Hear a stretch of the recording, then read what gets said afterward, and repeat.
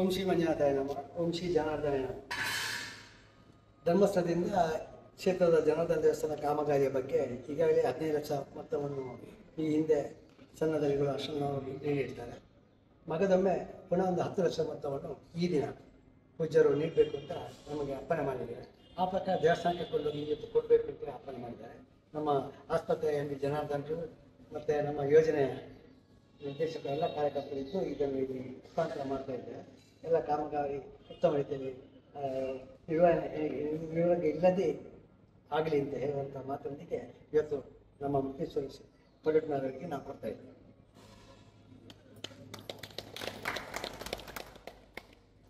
ಐತಿಹಾಸಿಕ ಸಂಬಂಧ, ಯಾಕಂದರೆ ಇವತ್ತು ದಿನೆಯ ಸಂಬಂಧ ಅಲ್ಲ. ಸುಮಾರು 800 ವರ್ಷಗಳಿಂದ ಆ ದೇವಸ್ಥಾನ ಕ್ಷೇತ್ರ ಮತ್ತು ಈ ಕ್ಷೇತ್ರಕ್ಕೆ ದೊಡ್ಡ ಸಂಬಂಧ ಇದೆ. ಕೇವಲ ವ್ಯಕ್ತಿಗತ ಸಂಬಂಧ ಅಲ್ಲ, ದೈವಗಳಿಗೂ ದೇವರುಗಳಿಗೂ ಇರುವಂತಹ ಸಂಬಂಧ. ಹಾಗಾಗಿ ಇದು ಶಾಶ್ವತ ಅಂತ ಹೇಳಿ ಭಾವಿಸ್ತಾರೆ.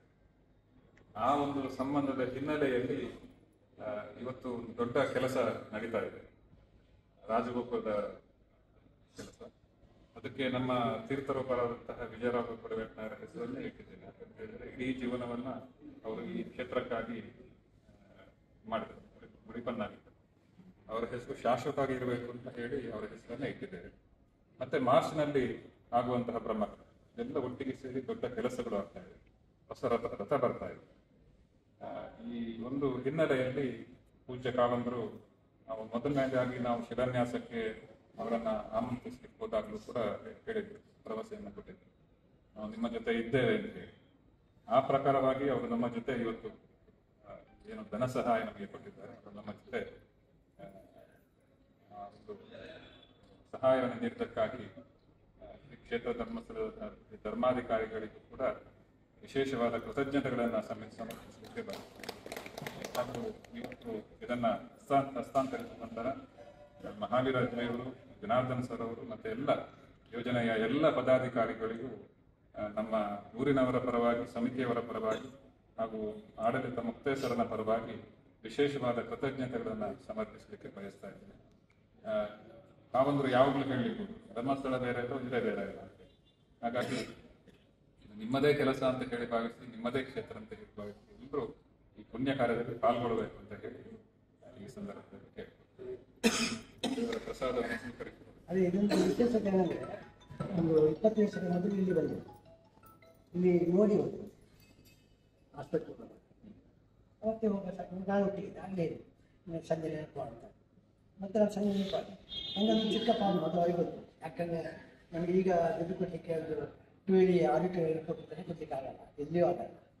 ಇವೆಲ್ಲ ಉಂಟುಂಟಾಯ್ತು ತಕ್ಷಣ ಆದಾಗ ಬಂದ ತಕ್ಷಣ ಚೆಕ್ ಕೊಟ್ಟು ಇಲ್ಲ ನಮಗೆ ಹೋಗುವಂಥ ಪರಿಸ್ಥಿತಿ ಇದೆ.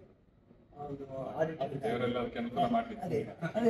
ಬಂದ ತಕ್ಷಣ ಕೊಟ್ಟರು. ಆಗ ತಕ್ಷಣ ಮೊನ್ನೆ ಹೇಳಿ ಇಲ್ಲ ಆಗಿದೆ ಅವರಲ್ಲಿ ಸ್ಯಾಂಕ್ಷನ್ ಆಗಿ ಕಡಿಮೆ ಒಂದು ತಿಂಗಳಾಯಿತು. 15 ದಿವಸ ನಮ್ಮ ಇಲ್ಲಿ ಆಸ್ಪತ್ರೆಗೆ ಭೇಟಿ ಕೊಡುವಂತ ಸಂಜೆ.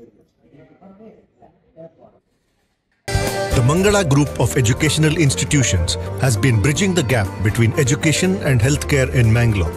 Colleges under the group have nurtured the career dreams of several students.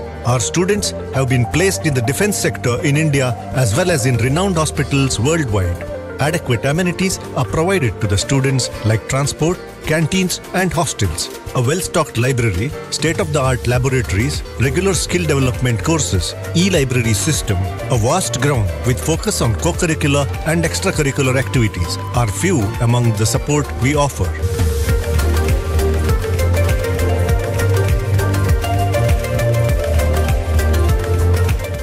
The Mangala Group of Educational Institutions offers quality courses in nursing, paramedical sciences, allied health sciences, physiotherapy and speech and hearing. The journey of 1,000 miles starts with a single bus ride to college. Explore and experience the exceptional quality of education at Mangala Group of Educational Institutions.